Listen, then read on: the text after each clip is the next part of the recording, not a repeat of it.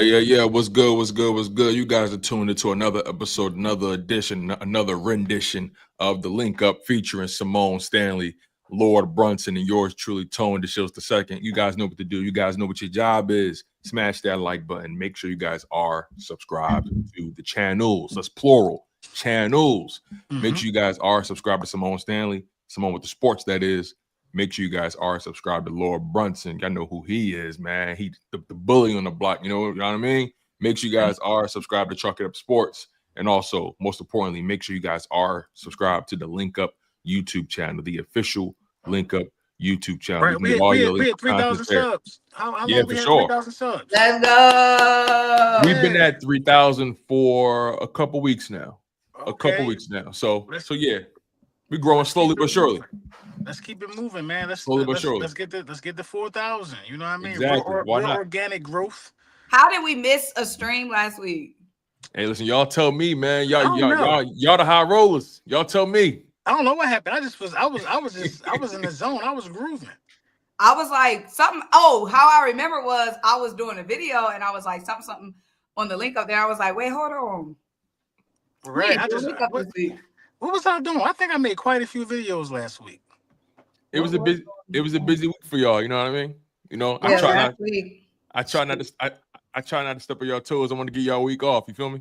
It was a lot. I don't know what I was doing. I was like, I don't know. I was streaming like at 9 o'clock a couple times last week, having a little sip, just talking to the camera. You know. It was a lot going on last week. The week we skipped. The bully after dark. I definitely did some after dark. I might do some after dark this week. But no, we got some stuff to talk about though. I mean, it's what's the last thing we discussed being together? I mean, you know, a lot has happened. Some players have been released. What did we talk about? So we ain't even touch on post June. We ain't talk about nothing last week. They want to know what I'm eating today. So I got broccoli, a sweet potato, and barbecue salmon. Okay. Real high protein, good carbs. Y'all be getting that protein in. Good carbs. Okay. You know, she be on TV. She got to make sure everything nice and tight. You know what I mean? Athlete. Symone will train and she eat like an athlete. It's an athlete. She be running. You been moving around. You was at the little team running joint. I seen you sitting next to. Let me say her name right. She just had a little thing. You say it for me, Symone. Shakari. I seen you sitting next to Shakari. You know what I'm saying? She like one of my posts one time too. Oh yeah, that was the Grand Slam. The Grand Slam track. Right. That was big. I seen you in a conference room with the business. When you got the business suit on, it's real. You had the business suit on. You're talking that's like what 50. I had to leave the stream. Oh, that's why. Because last stream, remember, I had to leave early. I forgot I had to go do that. You was talking to all the young ladies in the room. Yeah, last week I had a lot going on. Yeah, ain't nothing wrong with that. Got to pay the bills. I'm proud of y'all though. You know, regardless though, I think with this Eagles team, there's always gonna be something to talk about, regardless when we link up. So I'm just glad y'all here. Make sure y'all smash that like button. Make sure you guys are subscribed to the channels. You guys know how we do it here.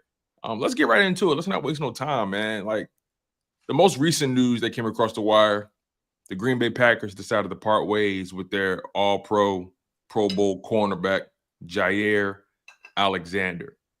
And y'all know what that does to the media. Y'all know what that does to all the fan bases. We got to get him. We got to bring him in. We need him. We got to get him. Everybody overreacting. Everybody ready to throw the bag at him. And I just want to get y'all thought process on this before I even share how I feel about it. So, LB, you mentioned earlier that you think the Eagles do need to do a few more things in that secondary. We can start with you. What's your thoughts on the Jaire Alexander potential move to Philadelphia? Do you think the Eagles should target him, or is there any other DBs you got your eye on? I think the Eagles should target him.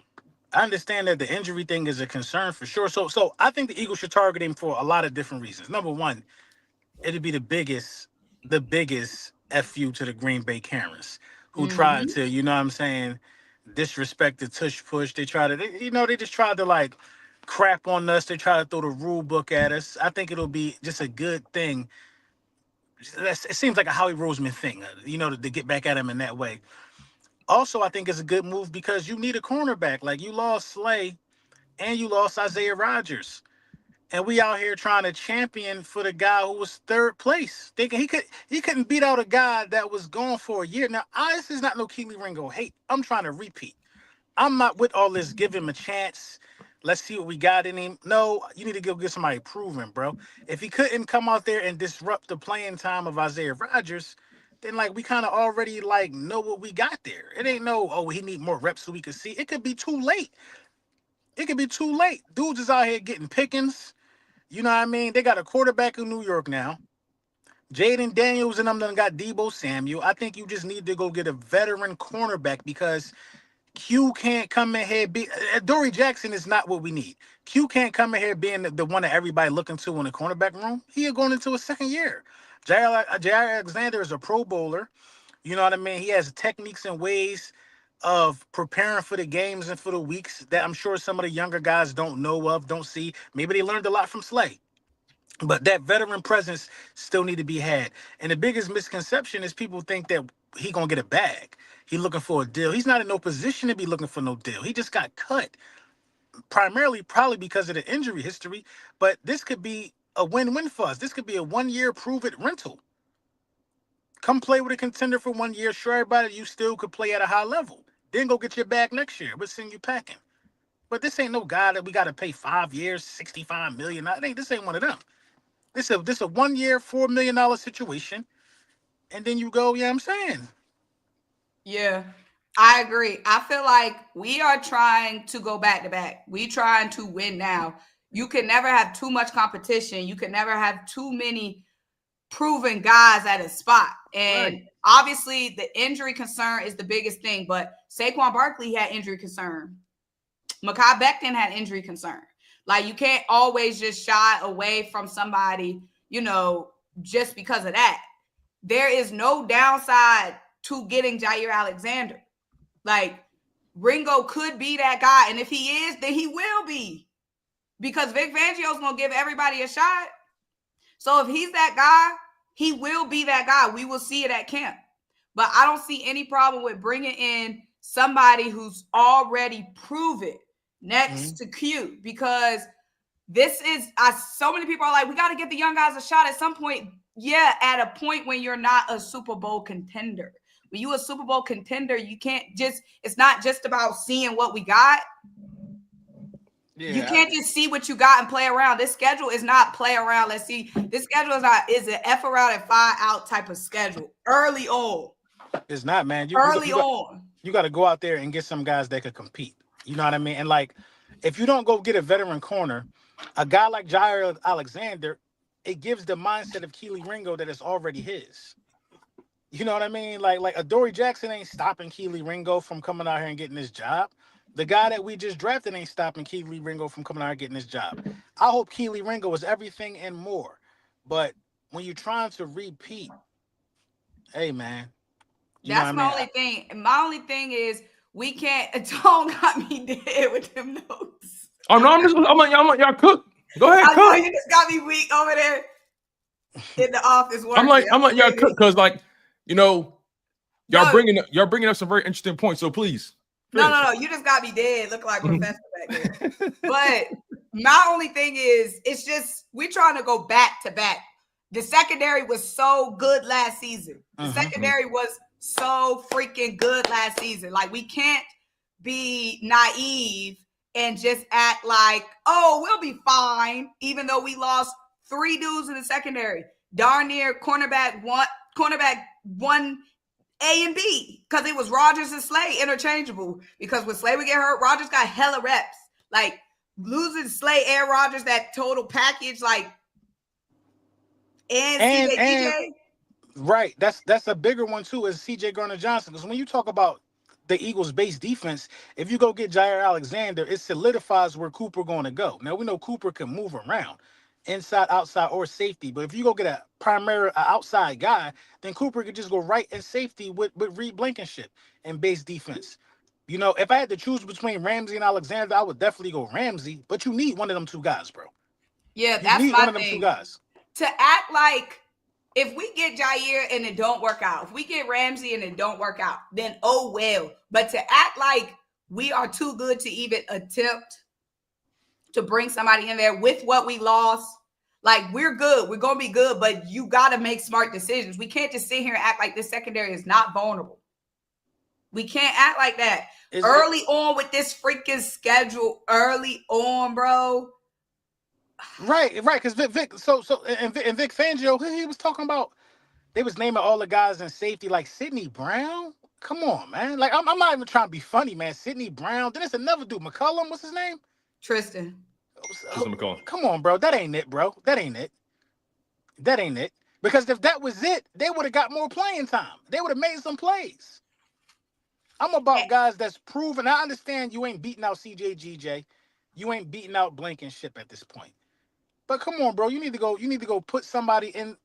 If you just go get a safety, then I feel better. Because if Ringo start getting cooked, then maybe you might see Cooper moving the inside, outside, bouncing back, depending on how the game flowing. But you don't even have a safety. And then my whole thing is, if Ringo is that guy, then he will be that guy. Regardless if you're saying don't bring in Jaire Alexander because it's Ringo's time, then that's giving off the vibe that Jaire will beat out Ringo. And if Jaire will beat out Ringo, then we need Jaire because we always need the better guy at any position. If it's Ringo's spot, then Ringo will beat out Jaire. There'll be no issue with him. It's his spot. Also, say you don't bring in Jaire or you don't bring in another corner, right? Say you don't do nothing else cornerback wise right now. What happens if Q needs a breather? You gonna go out there with Ringo and who else? They gonna say Ricks is ready. You know what I'm saying? You gonna go out there with Ringo and who else? That just opened the doors for you to get cooked. Because the minute I see Quinyon Mitchell go off the field, I'm throwing to his side. If you bring in Jaire Alexander, you keep Ringo as a depth guy, you know what I mean, who could still get some snaps, you know what I mean, for breathers or for whatever reasons. You obviously Ringo snaps have to increase this year. This is point blank period. But you need another cornerback. I'm not out here looking for what Eli Ricks can do, bro. So y'all said a lot, and I'm grateful for it because y'all made some good points. Y'all made some points I agree with. Y'all made some points that I disagree with. But let's just, before I give opinion, let's just talk facts, right? So Jaire Alexander, let's stay there. Y'all mentioned how, forget the injuries. He's proven, he's talented. We ain't got time to develop a player. We trying to win now. Is that fair to say? Yeah. Say it again. So essentially, basically what y'all saying is we ain't got time to develop Ringo. We trying to win now. We ain't got time. We need to go get a guy like Jaire Alexander who's proven. That's the mission. I'm saying we don't got time to wait and see what somebody got. Yeah, let's wait right. Yeah, got it. Pause right there. Before and if he's the guy, then Cream always rises to the top. If he is him, then he will beat him regardless of who the competition is. So how long Ringo been on the roster? No, hold on. So y'all, for one, Jaire Alexander, you go get him. He's not competing. That's his job. Well, in Vic Fangio's world, everybody competes. Right. But in Jaire Alexander, the way he move, his personality, his disposition, you go get him, he's starting. Like y'all said, he's proven. That's on his resume. 2-time Pro Bowl, 2-time All-Pro. But let's just talk about the facts when it comes to him, because I think Jaire Alexander, and I spoke about this at length yesterday, I think Jaire Alexander is a phenomenal talent. One of the best corners in football. One of the lone remaining lockdown corners in football. He's one of the most disciplined corners in football. He doesn't get penalties. He plays the ball well. He's physical. He fears no man. He plays the game with the right confidence and the right swagger that you need at the position. That's just the facts. Production is there when he's healthy. You can't deny his skill set, and that's one thing I will never deny. Keely Ringo, Jaire Alexander, that's night and day. That's oil and water. They don't mix. They're not the same. Let's call that what it is right now. So we ain't going to argue about that. Now, let's take it a step further, because we talked about the positives with Jaire Alexander. Because all the positives you mentioned about him make sense. I get the concern in the secondary. You lost CJ GJ. You guys are uncomfortable developing Ringo right now, especially with the Eagles being in win now mode. I understand the logic there, right? But let's really make that determination if y'all really want to make that investment. Because I know one of y'all said 1 year prove it deal. Let's just think about it like that. So since 2021, Jaire Alexander has been available or had the opportunity to play 68 games. 2021 was when we first got the 17-game season. So 2021, 2022, 2023, 2024, that's 68 games total. He's only been available. He's only been healthy to play 34 of those 68 games. He's missed 34 games. He's played in 34 games. That's literally been available 50% of the time. If you consolidate those numbers, he's missed 2 full seasons of football. 2. If you take it a step further and average out those 34 missed games over the past 4 seasons, he's averaging 8+ games missed per season. I know you guys mentioned the guys we got to deal with in this division: Terry McLaurin, Deebo Samuel, Malik Neighbors, George Pickens, CeeDee Lamb. Those are legitimate talents. But how can I look at a player who's averaging 8+ games missed a season over the past 2 seasons, missed 10 games in 2024 and 2023? How can I look at him and say, I expect him to be there when I play these guys? And then out of the past 4 seasons, 2021, he missed 13 games. 2021, he missed 13 games. 2022, he played in 16 games. That's when he got the money. 2023, missed 10 games. 2024, missed 10 games. How can I bet on that? How can I bet on that if we're trying to win now? The thing is, what separated the Eagles last year from the field is that we had guys available. We had depth. When we went into that Super Bowl, we had 21 of 22 total starters, and Nakobe Dean was the only one hurt. The only one. You guys also mentioned Saquon Barkley's injury history as well, and Mekhi Becton. Here's the difference with that, in my humble opinion. Saquon Barkley in 2023 played in 14 games. That's more than 50% of the games. He only missed 3.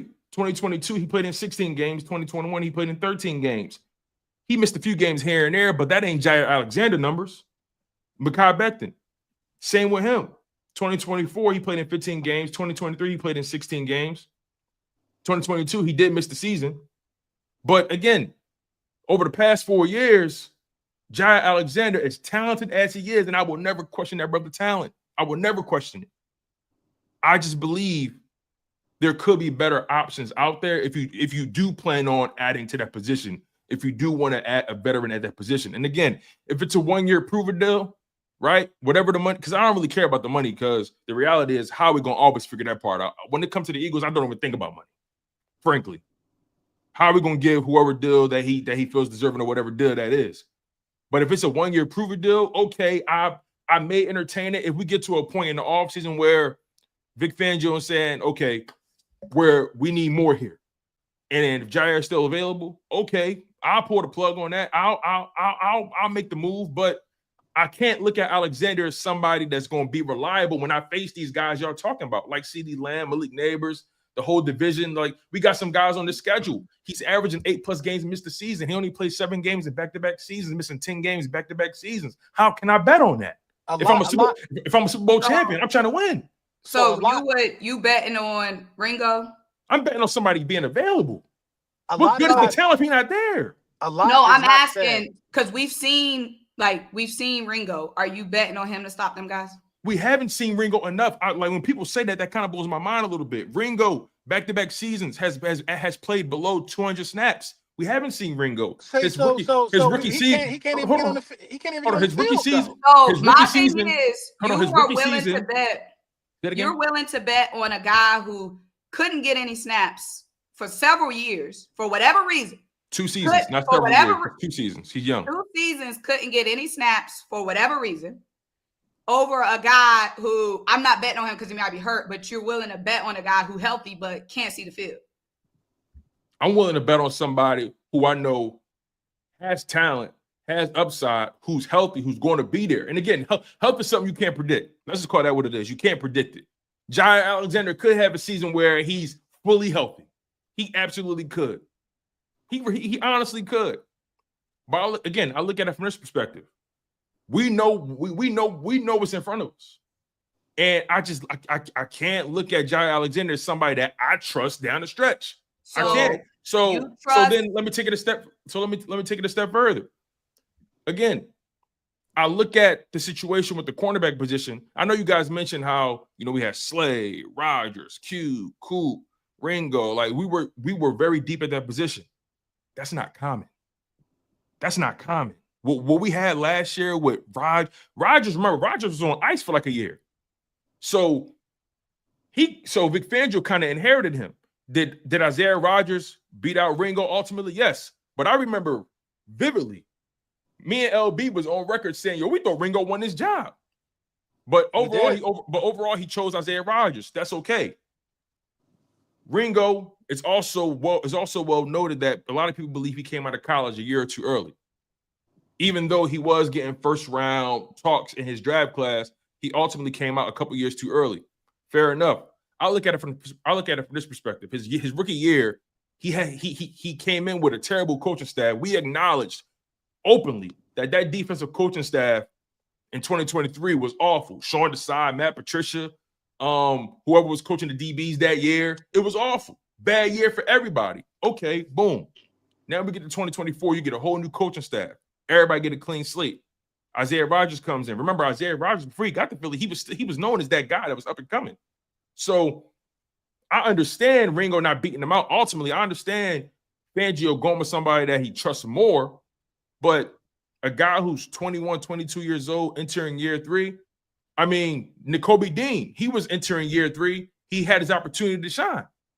So and they brought in competition for Nakobe Dean. He beat out Nakobe Dean also was legitimately hurt. They brought in Devin White. Mm-hmm. They brought in Devin White, and Devin White did him in the whole offseason. In the whole offseason, we thought what Devin White was in. But my point is, Nakobe Dean, they brought in competition. He beat out his competition. If Keely Ringo is him, he will beat out his competition. And they drafted Trot to join for Nakobe Dean. And they drafted Trot. Mm-hmm. A lot. And they drafted Matt. They drafted Matt McWilliams. They signed Adoree Jackson. I wouldn't be surprised. I wouldn't be surprised if they brought in more corners as undrafted free agents. They brought in a lot of DBs this year. Now, say what you want about Adoree Jackson.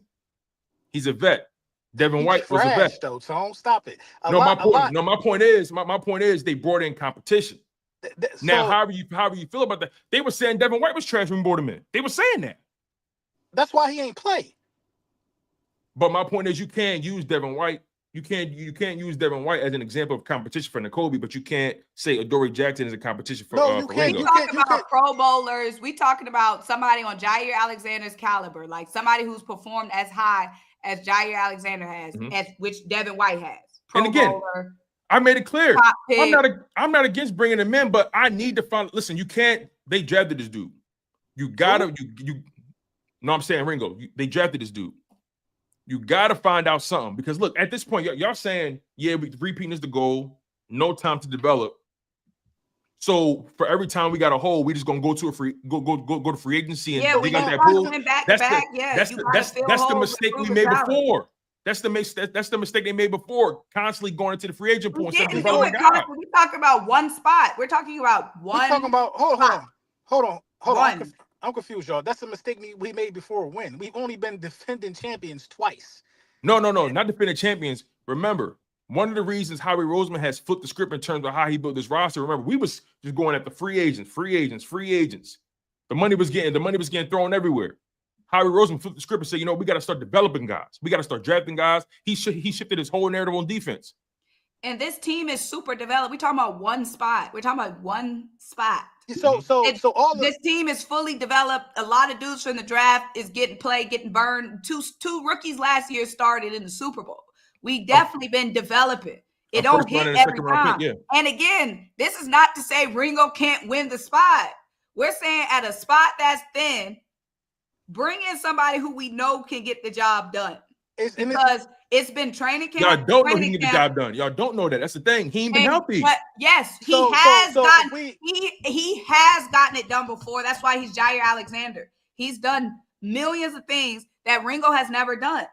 We know if healthy, you're going if healthy. If they say you're going to let 100% Jaire Alexander, or you could take 100% Keely Ringo for next season, who would you take? Well, you know who I'm taking. I'm taking Jaire Because Alexander. why? But Because he's done it before, which is why I'm saying we know he can do the job if healthy. I made it clear. Jaire Alexander is a proven product. His talent is not the question. But you just said, when I just said we know he can get it done, you just said we don't know if he can get it done. Because of his health. We don't know if he's going to be there. No, but listen, let me tell you this. Jaire Alexander's health is the only if. One thing we know. Let me finish. What are we talking about? The only thing we know for certain is that Keely Ringo could not get on the field. That's the only thing we know for a fact. You want to know what else we know for certain? We don't know if Jaire we know Jaire Alexander missed 34 games over the past 4 seasons.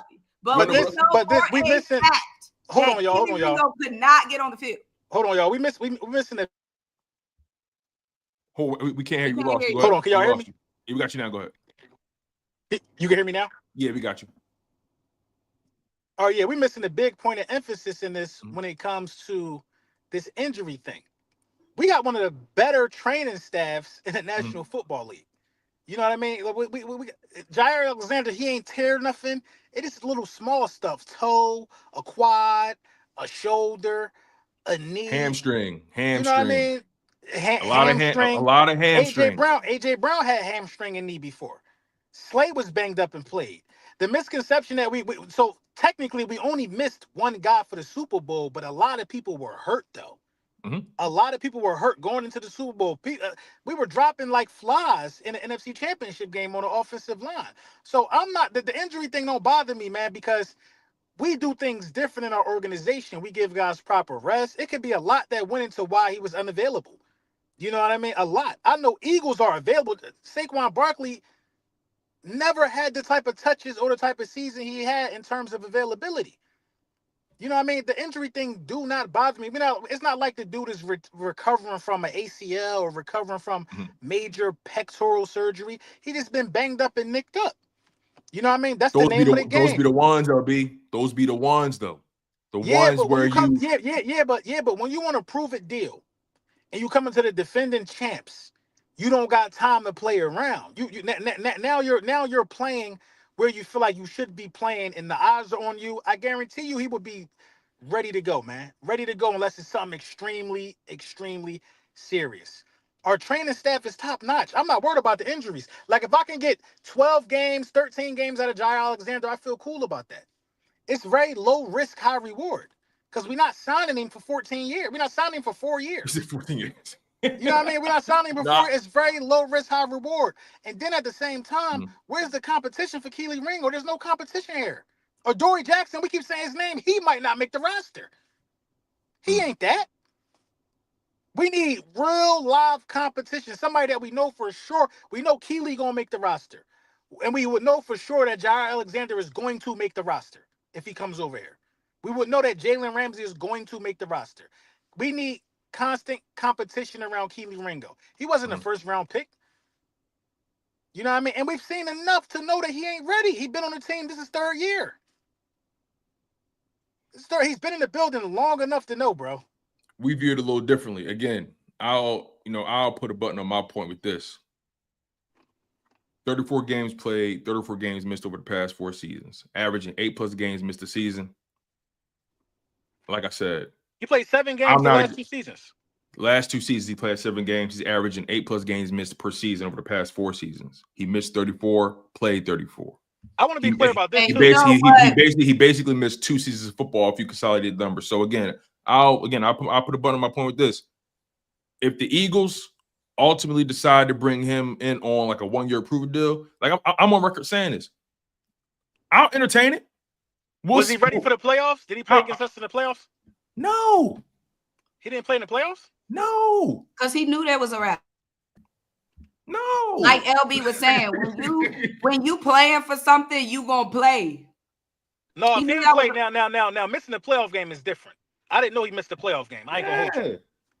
Because you got to play in the playoffs. You're one of their best defenders. And you know you're going up against AJ Smithy, but he probably couldn't go. Maybe he just couldn't go. AJ missed the playoff game before. Yeah, that's what I'm saying. Our stars have missed playoff games. Yeah, AJ missed a playoff game before.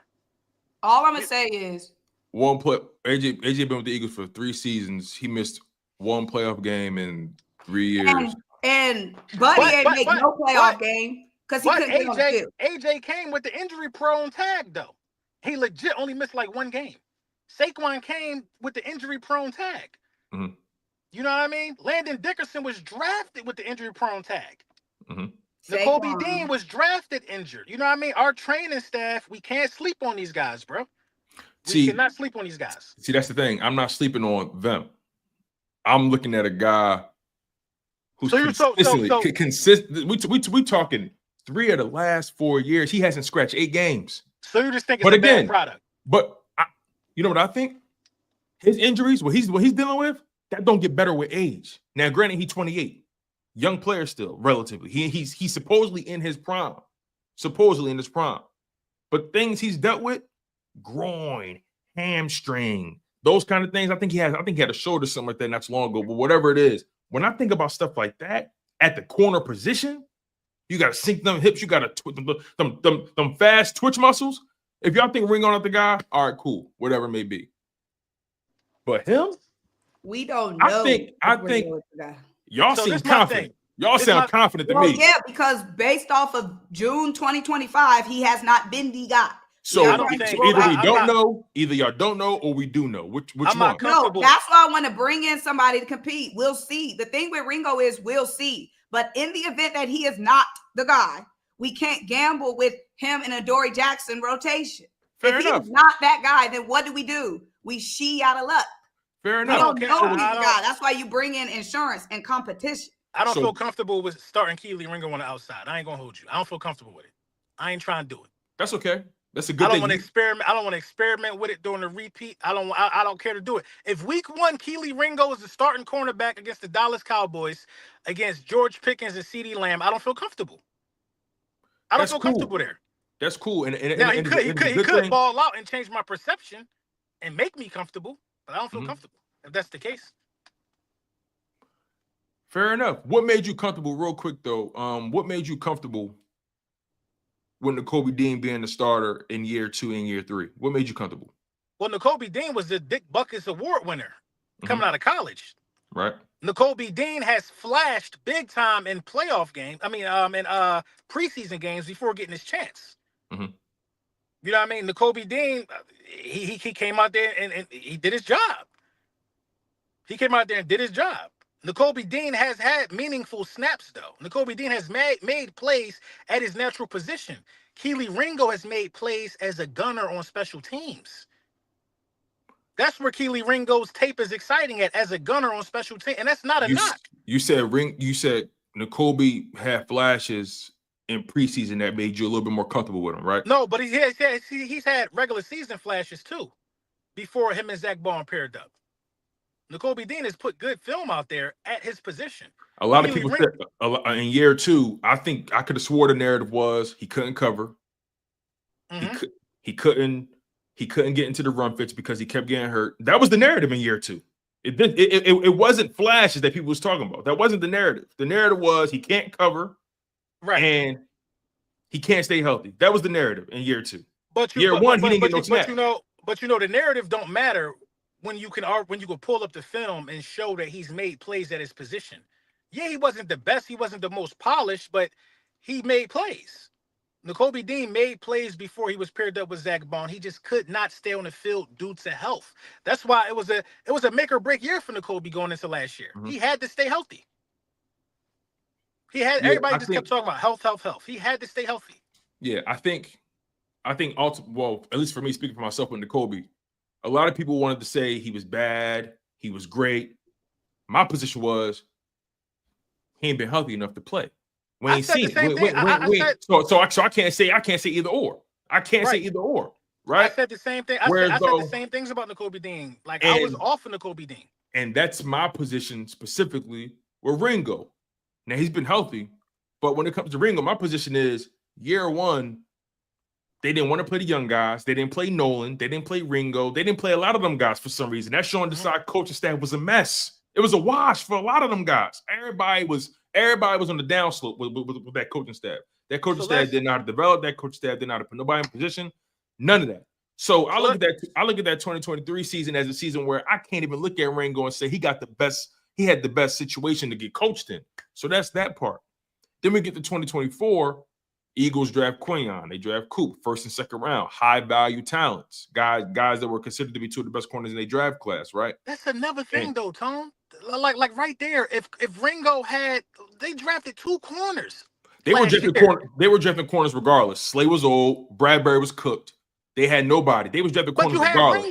You had Ringo. You could have drafted 1 corner, played Keely Ringo, and drafted in another spot. They drafted 2 corners, and he had Isaiah Rodgers on the back burner. And guess what? They were unsure what Rodgers would be being off for a year.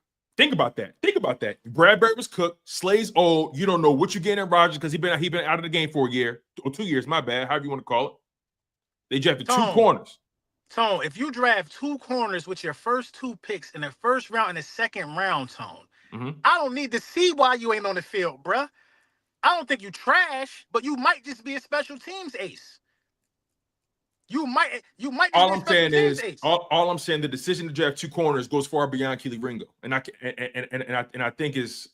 don't think that should be ignored. Personally, I don't think that should be ignored. But again, this goes beyond Keely Ringo for me. I'm strictly talking about Jaire Alexander. That's my main point with Jaire Alexander. Right. I'm not saying don't go get somebody. Hey, if it's Ramsey, cool. You find somebody that's valuable that you like, cool. Especially if you think Ringo ain't cutting it, cool. I ain't got no love for nobody for real. I'm about getting to the finish line.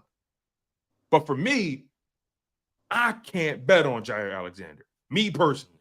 I can. Now, good thing is not my decision to make. I'm happy I ain't got to make that decision. But Jaire Alexander, if your plan is to go get a guy that you know gonna be there at least. Go get a guy that you even said yourself you'd rather have Ramsey. Now, granted, I would rather have Ramsey. Now, granted, Ramsey come with a contract. On top of that, you got to trade for him. So Jaire Alexander, the barrier of entry is way easier to get him. He's a free agent. You can sign for, you can offer him whatever. Right. I just don't. I've been doing my due diligence. I've been doing my due diligence from Jaire Alexander. I've been doing my due diligence. We just. And I'm telling y'all, this brother is not the kind of brother that's coming in and saying that, oh yeah, I got to compete with this guy. This boy is a 2-time Pro Bowl, 2-time All-Pro, 28 years old. He think he's still in his prime. He think all he got to do is stay healthy and he good. And that's probably, and that's the case really. His talent, he's like that. He's like that. I want to make that very clear. Jaire Alexander is like that. So if y'all think he coming in here to compete for a job, y'all got another thing coming. I mean, there's no competition if you sign him. Keely Ringo got to compete to get meaningful snaps if you sign Jaire Alexander. This is not about Jaire Alexander having to compete. He don't have to compete. He just got to stay healthy. Jaire Alexander is good, bro. Keely Ringo has to compete. That's what this is about. This ain't about Jaire Alexander. My point was I just can't invest in I can't invest in him personally. I can't invest in him. My point was saying if Keely Ringo is ready to start on this team, then he will show that regardless of who is in the room. That was my point. If Keely Ringo is him, he would be him regardless of who is in the room. Yeah, and on top of that, I think somebody just put in the chat, what does a Jaire Alexander contract look like? Because again, this guy's coming off of making $21 million a year on average, 2-time Pro Bowl, 2-time All-Pro. Like we all agree, he's like that. I don't know. Again, I don't know if he want a 1-year deal. I don't. Bro, Jaire Alexander is not getting a contract from nobody. That's what people don't understand. He's not getting a contract from nobody. He's like a 7-year deal. He not getting no long-term deal. That's a fact. He probably at the most he could hope for a 3-year deal at the most. And then even on top of that, all he can hope for is getting maybe 1 year guaranteed in it. Jaire Alexander is getting a 1-year deal from, I guarantee you that. He's getting a 1-year deal from no matter who picks him up. It's a 1-year deal because the injuries are a concern. He has to prove, he has to go out there and reposition himself as somebody that teams can count on to get 15 games out of. I do agree with that. Including the playoffs. He's not getting no 4-year deal or nothing like that. Yeah, I think he's actually entering a very unique space in his career. We've seen it before. I think he's entering his mercenary era. I think he's entering a part of his career where he's going to be that guy like Stephon Gilmore. Now, granted, Stephon Gilmore, that was when he was in his 30s, but because of the injuries, that kind of speeds up the clock for Jaire Alexander. I think he's entering that era in his career where he's going to the highest bidder that gives him the most security. That's what I think. Also, he's on the last year of his deal over there. So it's easy to cut bait with him because they knew they weren't bringing him back. He's on the last year of his deal. So you could cut that. That's like a void. You could cut that void year right out, and it's not that big of a cap hit for the Packers. So it's the perfect time to move on from somebody. You know how hard it is to get 2 contracts with the same team? Oh, no, it's very difficult. It's very difficult to get 2 contracts with the same team in the NFL. So it's just as much about business as it is about the injuries with Jaire Alexander. It's just as much about business as it is with the injuries. You know what I mean? They already extended him. They wasn't going to do it again.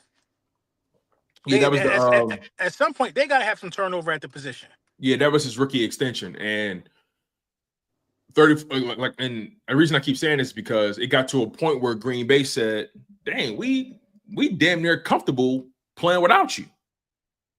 Yeah. And for them to move on from a guy as talented as he is, knowing the injury history and knowing everything he does bring to the table when healthy, for them to move on from him, it is interesting. Now, granted, but it's not though. We just saw the Giants move on from Saquon Barkley.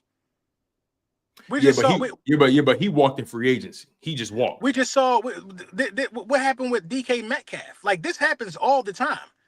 Nobody's going to pay a guy. Nobody's going to re-extend a guy who don't play. Like, they're not going to do that. They're going to say, hey, go somewhere else and show other people what you could do. You got good tape out there. We're going to let you go. How many games DK played last year?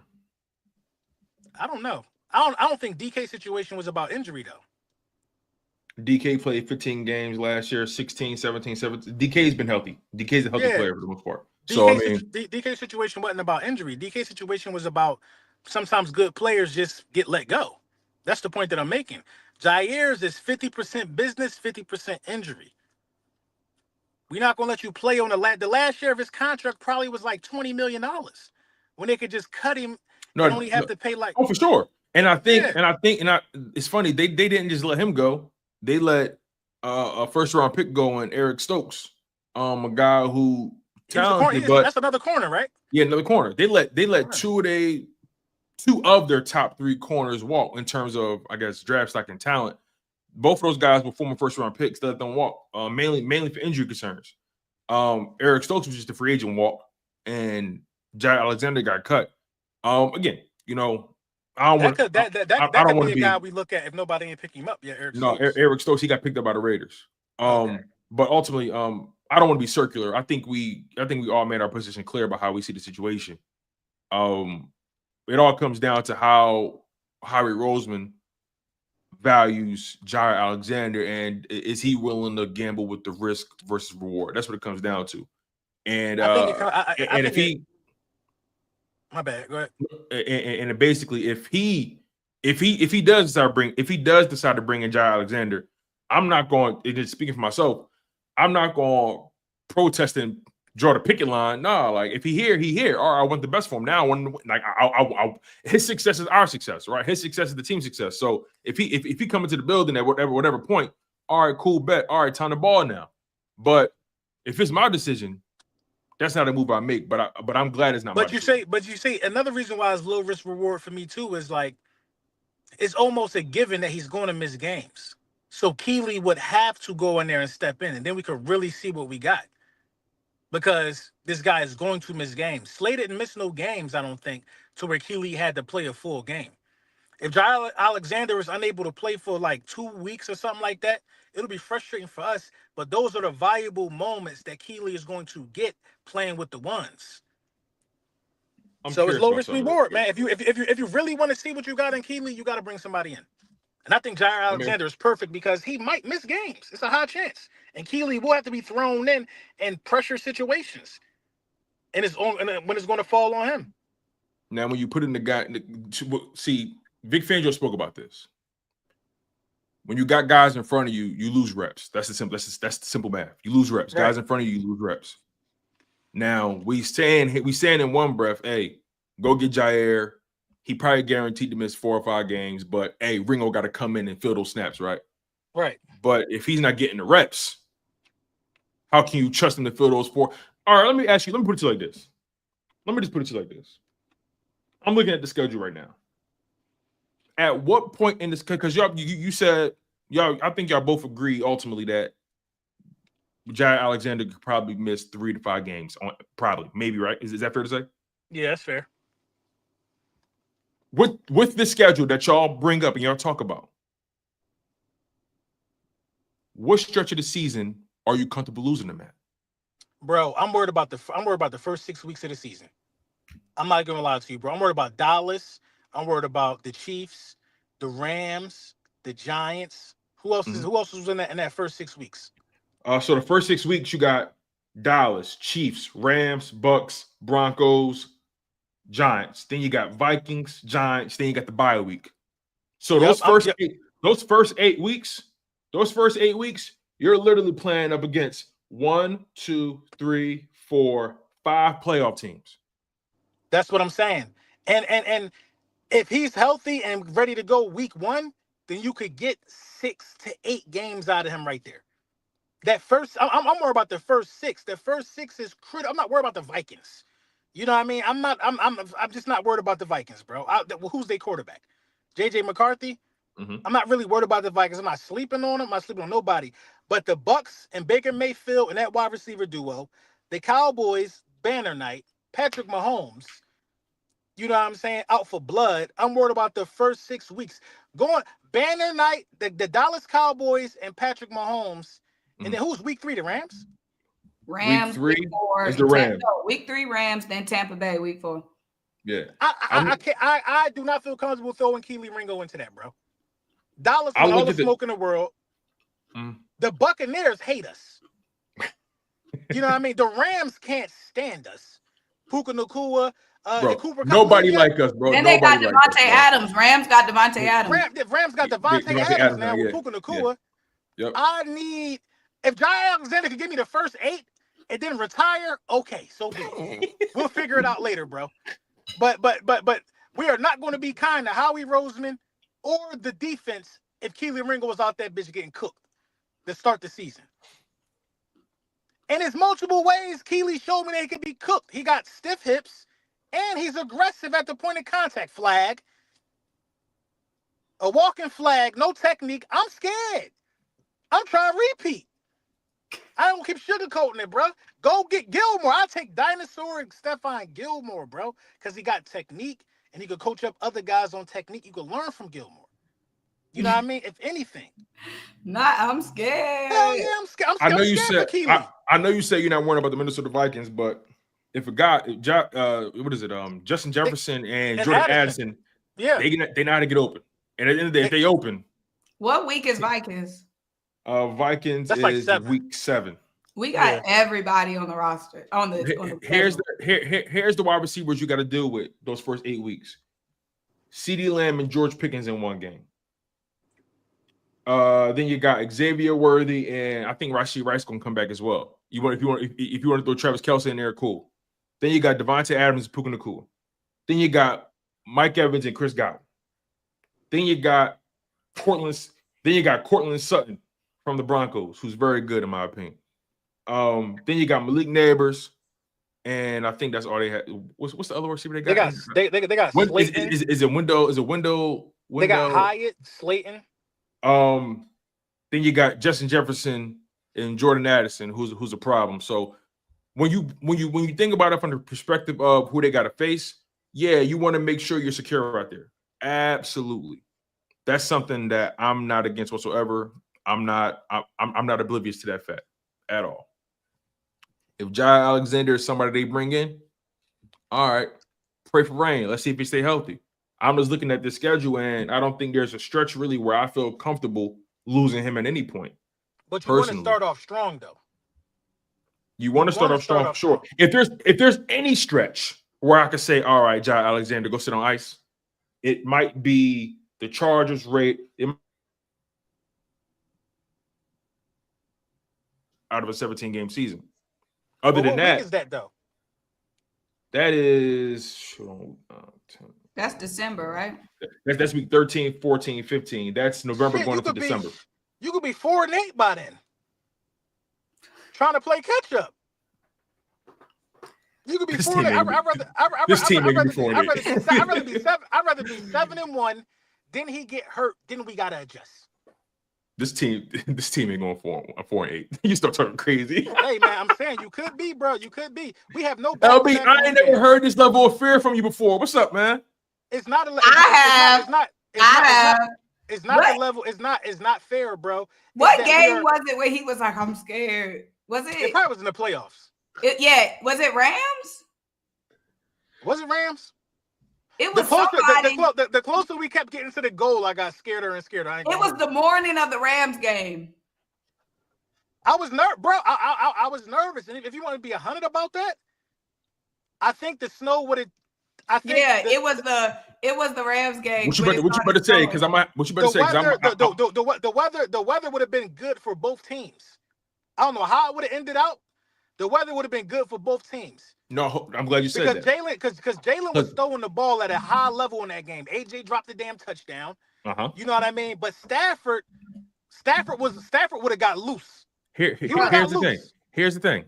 I'm glad you said that though, because a lot of people said, "Oh, the snow saved the Eagles," as if the Rams the only one that. No, I got you, but I just want to add some context to this, right? Because when people say if the Rams would have had perfect weather and the Rams would have got loose, like you said, right?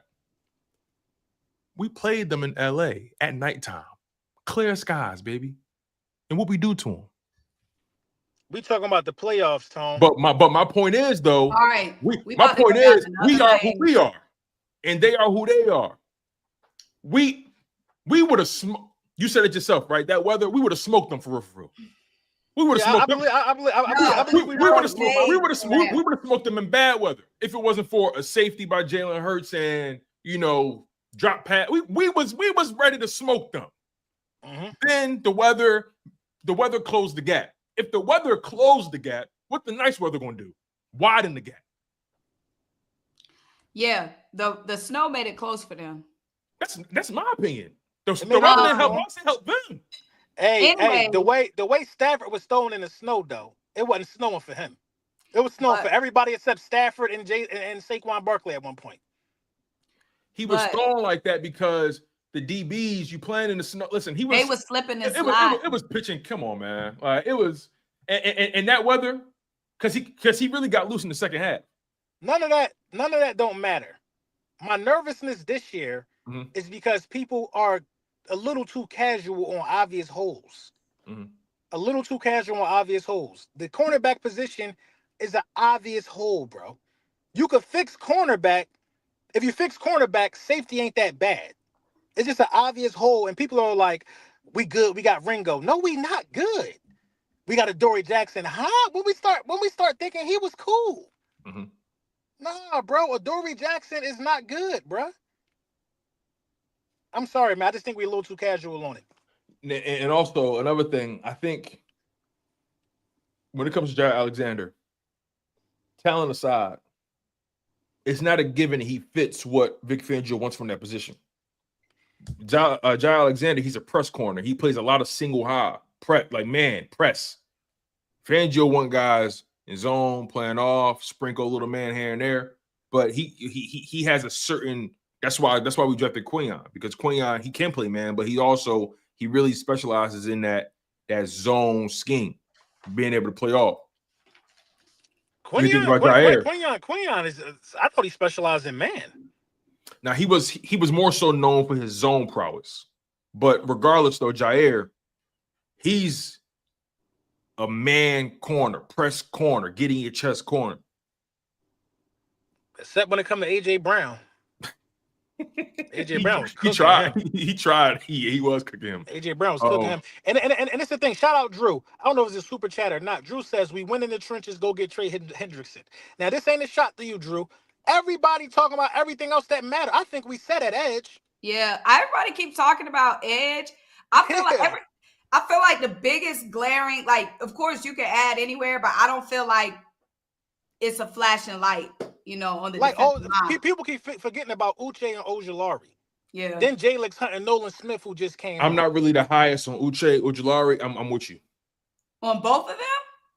No, I said I'm not really the highest on Uche. Ojulari though, I'm with Ojulari, you. I'm with you. I'm with y'all. Ojulari's. I think Yeah. Uche had like 10 sacks like a year or two ago. Ooh, that was And like then- 2021. That was like 2021. And like then- New England, I don't think it was that long ago from what I remember. But, that was they like 3 or 4. talking That was like 3 years about- ago. They talking about we can't afford Jaire. How are we gonna afford Trey Henderson on the same budget? You see that when people start talking like that, I ignore people. Like, That's what I'm because saying. Like, it'd be the same people that's like, how are we gonna pay Jaire? That'd be like, we need Trey. With what money? Because he gonna be more. Trey want a max contract. Exactly. he want to get paid like Max Crosby and all them. He want to get paid like what's my man? Like Myles Garrett. Cleveland, Myles Garrett. He want to get paid like them, and rightfully, deservedly so. The production is there. He definitely deservedly so. But he's not gonna play. Unless they figure out the bread, he's not gonna play, man. He said they drew the line. They drew the line in the sand, bro. They said we're gonna keep paying wide receivers over here. They so stupid. They so stupid. And then y'all see today that Shamar Stewart is holding out a minicamp today. Who the hell is that? Who? The rookie? Yeah. So who drafted him? Huh? The Bengals drafted Shamar Stewart? Yeah. Yo, the Bengals don't want to pay nobody on defense. They just cut Jermaine Pratt too. They start linebacker. Yeah. So basically now Trey and Shamar Stewart are both not gonna be practicing. Hey, they telling Burrow you gotta drop 50. Yo, what's going on over there? You gotta drop 50. That's what they banging on. They banging on shootouts, man. Sad. Nah. If they start a Super Bowl, they need to know it ain't about a shootout. It's about playing defense. Yeah, they banging on shootouts, man. But yeah, overall, I think we can close out the Jaire Alexander conversation. We all got our varying perspectives on it. You and Symone, y'all on one side of the fence with it. Me, I'm kind of looking at the fence, looking over it, but I'm like, I don't really like what I see. You on your side, bro. I'm on my side of the fence. I ain't say I'm on the fence. No, I ain't say that. I said you want Ringo. You want Ringo to get them reps. I want Ringo to get the reps. I need to find out what that is. Simple as that. I said that. I'm on record saying that. No, you talking about I'm peeking over there. I'm looking over there. I'm on my side of the fence. I'm looking over there like I don't like what I see. Okay, respect. That's what it is. I don't like what I see. And again, I also made it clear with this. If they do bring in Jaire Alexander, hey, I ain't got no choice but to fall in line. I'm not gonna wish for his failure. Duh. I want him to be successful. What about Terry McLaurin not going to camp? But Symone, you got to say that though. Some people it don't register with. Yeah, it don't register. When you against bringing somebody in, they think, oh, stay on their side then. Well, if they bring him in, I gotta support him. What you want to do? The only side is the Eagles. What they give us, we gotta roll with. A lot of people wasn't happy with Jalen Hurts, but once he was named the starter, I had to fall in line. I wasn't happy with it at first. I'm like, get Carson with some weapons. I had to fall in line. Mm-hmm. Fall in line, and you'll be able to celebrate at the parade just as I had to fall in line. Now the people that didn't fall in line, they still got to be mad. What are them IGGLES fans? The ones that didn't fall in line? Yeah, or even you even got the ones that's like they refuse to fall in line. They I ain't gonna lie, they mad. They mad Jalen Hurts did it and Carson Wentz couldn't do it. They mad about that. We know which ones those people is though. We know who they are.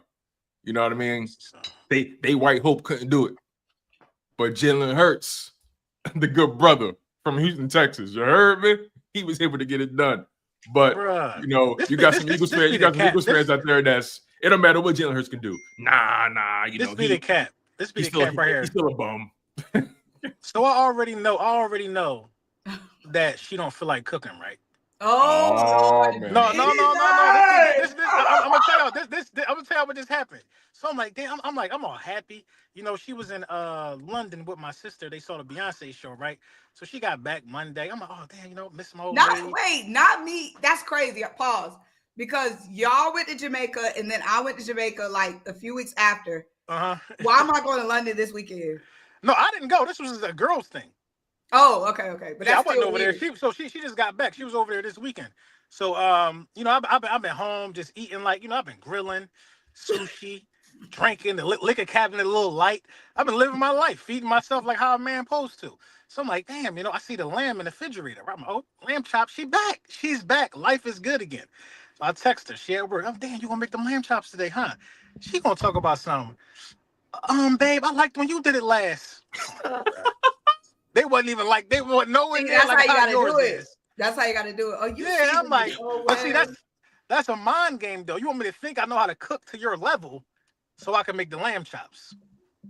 That's actually funny, bro. That's a mind trick, bro. Drew talking about them. Here we go. It's a Jedi mind trick. I'm not even gonna say nothing. I'm not even gonna say anything because everybody act like I'm so toxic and I'm toxic. This, huh? You ain't. Did you take Dylan on that movie date? That's what they say in the comments. They act like I'm so toxic, so I can't even speak on these topics. Y'all supposed to go on that movie date. You ain't taking Dylan to go see Mission Impossible? It wasn't Mission Impossible. It was Sinners. Oh, take him to go see Ballerina. Yeah, go see Ballerina. Me and wife people went to see Ballerina the other day. Y'all coming up with new movies every time. What the heck is Ballerina? Yeah, the Ballerina. Me and wife went to go see Mission Impossible. We went to go see the Ballerina. You know what I mean? You know, I like that. I'm a movie guy. I like going to the movie show. I like watching stuff at home. Ballerina was like that. The Accountant 2 is on digital. It ain't. I just watched that. I just watched that last night or the other night. I just watched that. I watched it the other day too. That joint was good. I like y'all that joint. always got some movie. I can't keep up. Cause you be in the streets when you retired, running around doing all the stuff you be doing. Then you gonna be like, damn, the remote work in here. You gonna start realizing stuff. Like, damn, I got Netflix, I got Apple TV. You gonna start realizing how beautiful your home is. LB, she's still in her 20s, so you gotta let her rock. Yeah, I get it. I get where you at. Eventually, you realize that home ain't nothing like it. See, you gotta make your house, you gotta make your apartment, like you gotta make your space like that zen, that zen space. I'm gotta pay for this space. That's a fact. You know, that's a fact. Something gotta fund the lifestyle you want to live. I spend top dollar on televisions. I got a frame TV. I got an LG stand by me. The joint that can roll around with you while you cooking. Thank you, Drew. Drew knows I'm not toxic. Thank you, Drew. He said an LG stand by me. Yeah, it's called a stand by me. It don't even be plugged up. I gotta see that. Roll it all around, bro. Oh, you got one of them joints. Yeah, that joint fire. What's it called? An LG stand by me.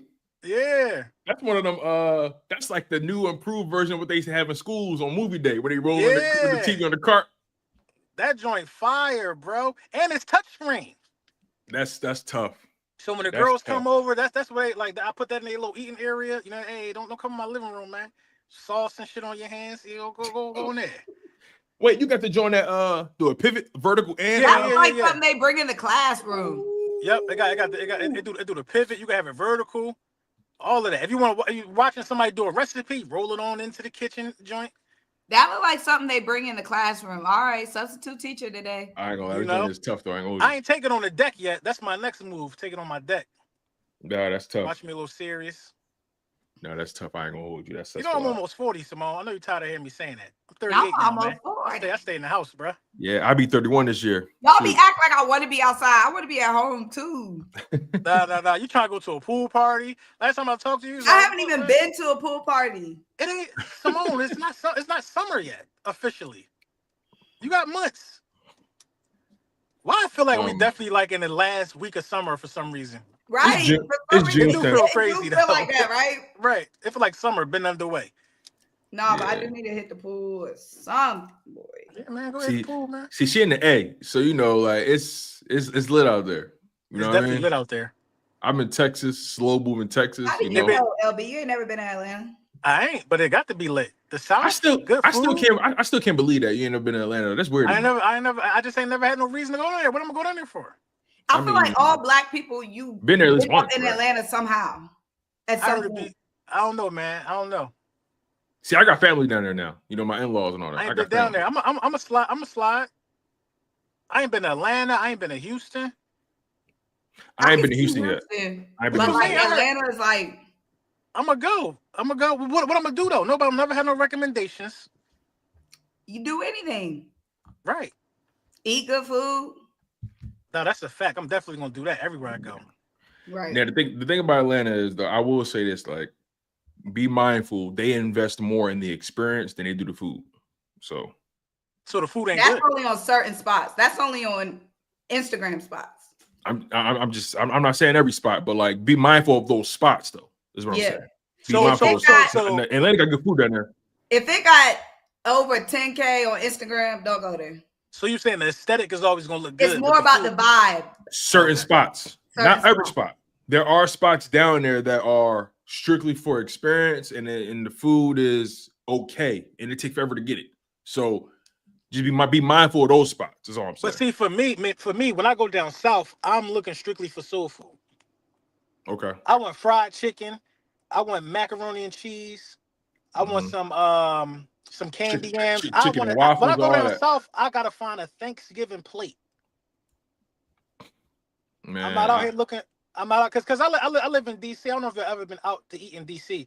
It's all a bunch of Michelin 5-star restaurants. No DC. So that shit is some good food spot for sure.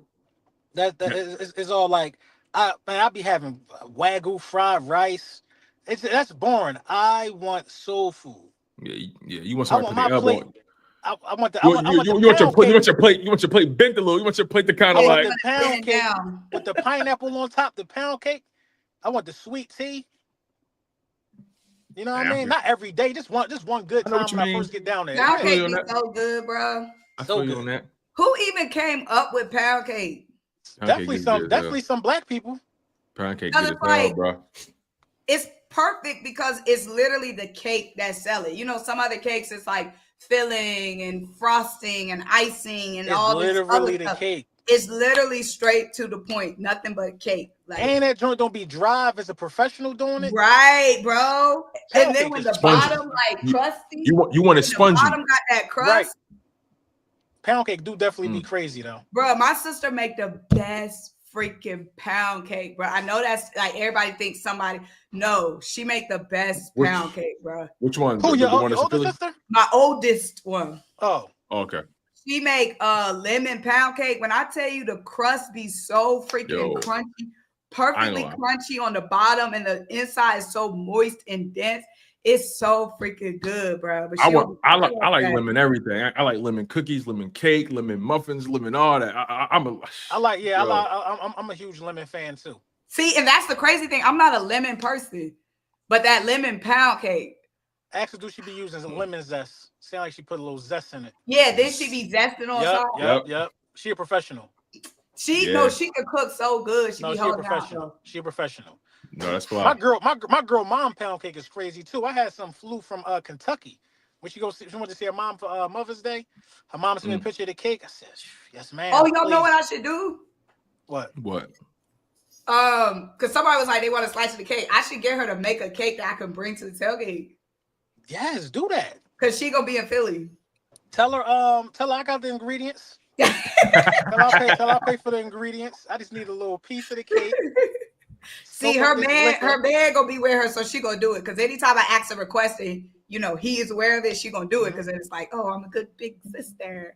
Right. You know what I mean? So it's I already got my outfit for week 1. 80 days in advance. Bruh, the week 1 about to go crazy, bro. I'm already lit. That's gonna be exciting, man. That's gonna be real exciting. I'm gonna have the arms out. You know what I'm saying? 8 days in advance. We got a few super chats in here. Let's get these out the way before they start to pile up. We appreciate y'all for locking in as always. Make sure y'all smash that like button. Make sure y'all continue to stay subscribed to all the channels. Symone with the Sports, Laura Brunson, Chuck It Up Sports, and most importantly, the Linc Up podcast. Make sure you guys subscribe to us on YouTube. The content is there, you guys. So we appreciate y'all for rolling with us.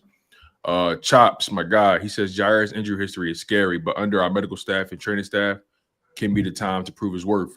Cornerback depth is young and improving right now. I hear y'all.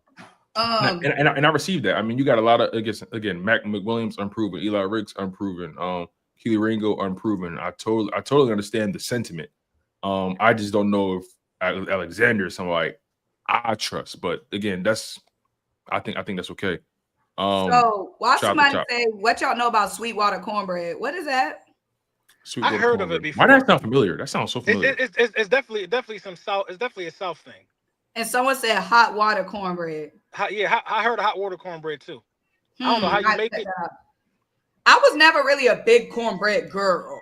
Ooh, cornbread. Well, the thing is, it's hard to get good cornbread. Yes. You know what I'm saying? Like, it's hard to find good cornbread. So then it's just like, most of the time you're eating mid cornbread. I don't like mine too. Some people cornbread be too crumbly and dry. Yeah, it's like it just falls. You gotta catch it. You try to eat it. No, my cornbread be crazy though. I made some cornbread on my grill, on my Traeger. It was good. I gotta look that up.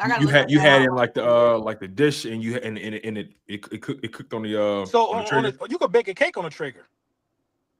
Can you now? You could bake a cake on a Traeger, bro. I swear to God, bro. How? I don't know, bro. I don't know. That smokiness on the cake probably tastes so good. But see, it don't. So people think it don't smoke. It could literally be an oven. I made pizza on there for my kids. You could do anything on a Traeger, bro. And the Traeger is wood pellets, right? It's wood pellets. It's temperature controlled. Yeah. So I could turn the Traeger to 450. Yeah. I'm with you, AJ. Mine got to be cake. Like my cornbread got to be cake. Yeah, mine got to be sweet too. And it's got to be moist. A lot of it be dry and dense. Spongy. You got to put some sugar in the cornbread. Yeah. Yeah, man. I ain't talking about like that. What's that blue box? Jiffy? What's it called? Jiffy. I don't want that. Nah, I don't want that. I had some fire Jiffy back now, in the day. Like as a kid, but like fire Jiffy back in the day. You gotta know what you're doing. You gotta know what you're doing, man. I like the little corn. I like cornbread sometimes where they had a little corn kernels in it. I used to ain't like that at first. I don't like that. I mean, one or two, not a lot. You ain't got to jam pack it. Nah. That's what y'all do down south. That's where I got it from. Now you got to remember, I'm from the South, but we're not a Southern family. Both of my parents are from DC. They just went to college in North Carolina. So like my parents, they grew up not in the South. So they don't, my mom be getting crab cakes and eating crab. They not making, she's not making no Southern meals. You know what I'm saying? I didn't grow up on Southern meals. Speaking of crab cakes, I prefer my crab cakes. Like I like mine to have like a crust. So I don't like my crab cakes like too. Some people crab cakes be too soft. Like it'd be almost like I like my crab cakes to stand on its own. Yeah, I like my. You like your joint. You like your joint like a salmon joint, like a salmon. How the salmon joints be having a crust on the bottom. Yeah, got some crunch to it. Like I'm like I don't know what it is, but the older I've been getting, the more I've been preferring a crunch with my with certain foods. Like I love a good crunch. Like my pizza, I don't like my pizza doughy. I like my pizza with a nice. You like it well done. You like it well done. I don't know what that is. The older I get, the more I like a crunch. You know, old people be liking burnt food. Yeah, they be like fried hard. Yo, now in Philly, you know, hey, let me get 4 wings fried hard. Salt, pepper, ketchup. Be fried hard. Nobody want a slimy wing is crazy. Nah, it's crazy. Oh no! Slimy wing is crazy. That sounds crazy. Did you boil this and just put sauce on it and give it to me? What is this? Yo, you ever had people? Yo, people. I don't like smothered turkey wings, bro. They be too slimy, bro. I like my turkey wings with a smothered joint is crazy. Like just bake it. Yeah, smothered is crazy. Yeah, like there's some people that do that though. Turkey wings be soggy and all that. I haven't had that. What are we talking about here, man? I gotta eat. Yeah, right. See, if y'all eat on the stream, then you don't have to worry about that. No, Symone, I'm in my car.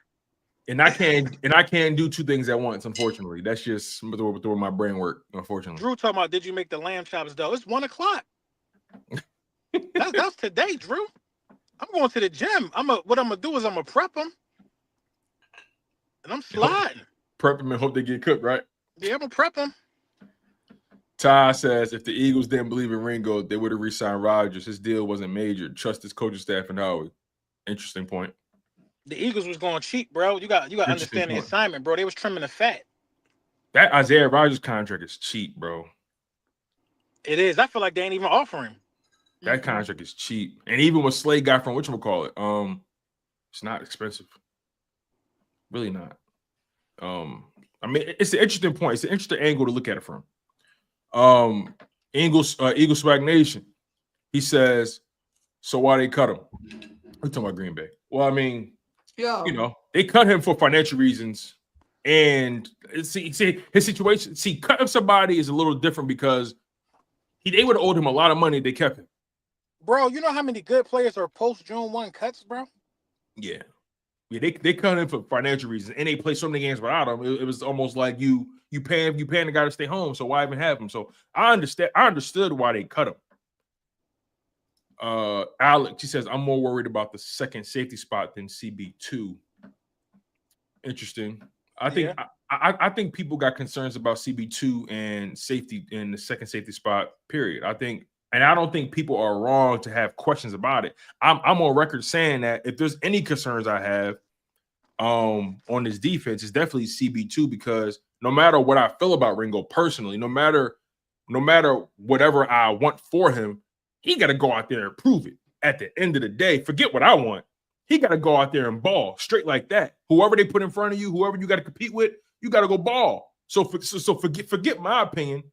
It's about production. It's about showing up at the end of the day. Because losing Slay, people talk a lot of trash about Slay. Losing Slay is not going to be easy to overcome. It's not. I feel like Slay should have retired the Eagle, man. Yeah. Fact, man. The funny thing about it is, I think he knew the way Slay's season, he played very well, but the way he was in and out of the lineup, that would have made me nervous too. He was in and out the lineup almost every game. But he wanted to be, though, because he was getting older. No, like I'm talking about that. No, what I'm saying is like the times he was in and out of the lineup. When he kept getting nicked up? Yeah, he literally was getting nicked up. You know what I'm saying? Like I'm talking about those moments. Because corners, they spend out of everybody on the field, your DBs be on the field more than everybody. But yeah. He really grinded it out, man. They could have definitely gave him another 1-year deal. He really gutted it out. He grinded it out, bro. Because the whole playoffs, he was good. I don't think he missed no snaps in the playoffs, right? No. Yo, yeah, he ain't missed no snaps in the playoffs. He ain't missed none. Because of injury, that is. Because of injury. Alex says Jaire had a PCL tear in his knee that ended his season last year. How much is he playing? Oh, is that what that was? I didn't know he had a PCL tear. Is that what that was? Let me double check that. Because I was looking at his injuries last year. Yeah, we can't do nothing about that.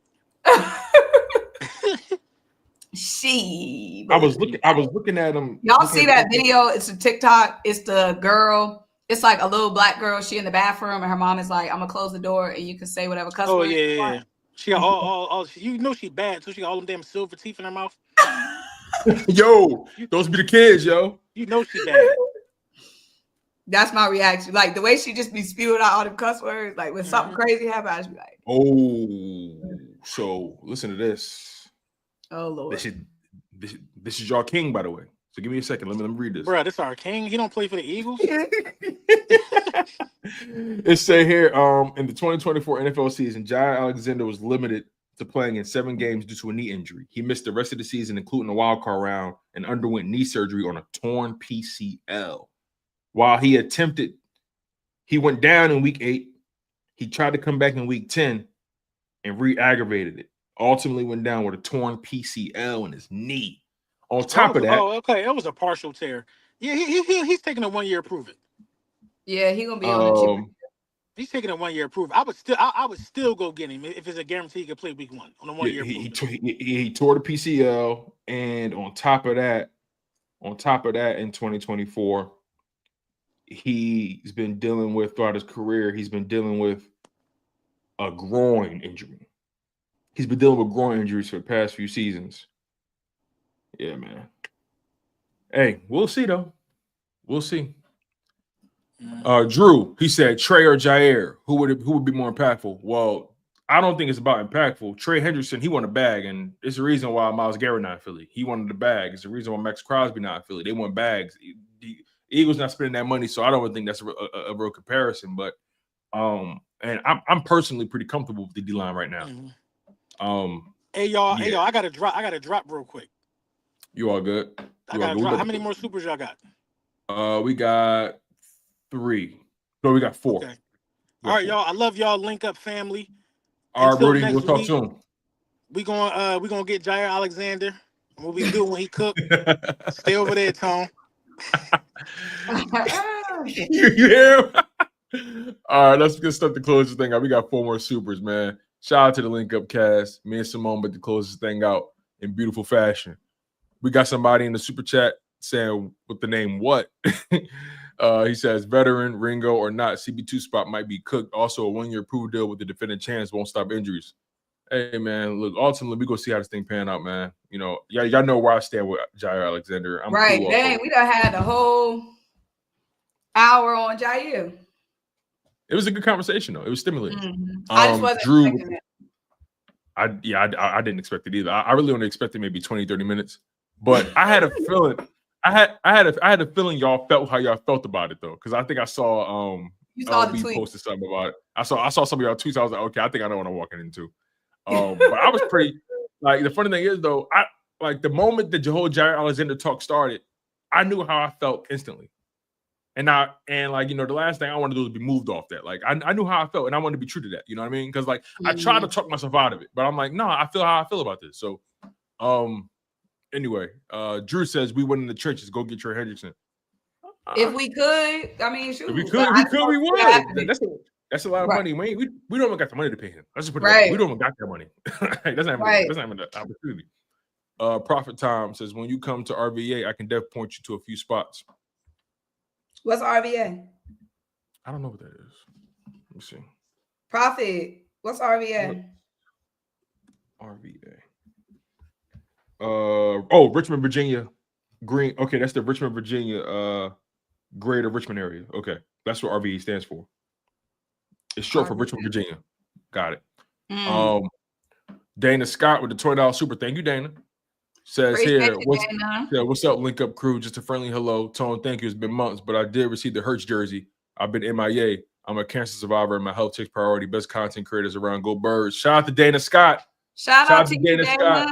Wishing you all the recovery, sis. We appreciate you. We love you. We're grateful for your support as always. It's all good, Dana. You all good. Don't worry about that. I'm just glad you got the Hurts jersey in the mail. I'm just glad it wasn't lost. I appreciate you, and we love you over here. Continue to stay well. Put your health first. You know how that go.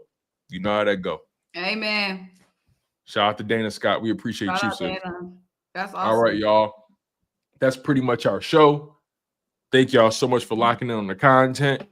You know, it's not every day that I get Symone to argue with me like that.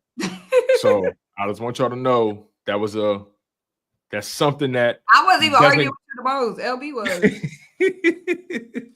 But overall, though, we appreciate y'all. We love y'all, man. It's always fun. Make sure y'all smash that like button. Make sure you guys are subscribed to the channel. Symone, anything you want to promote? Anything you got coming up? Sure. Just stay tapped in on social media. Symone with the sports. Stay tapped in. Y'all already know. Y'all already know. Make sure y'all get yourself some cornbread. Right. Not the cornbread with the corn, and we ain't rolling. I don't even know why he said that. I don't know why he said that.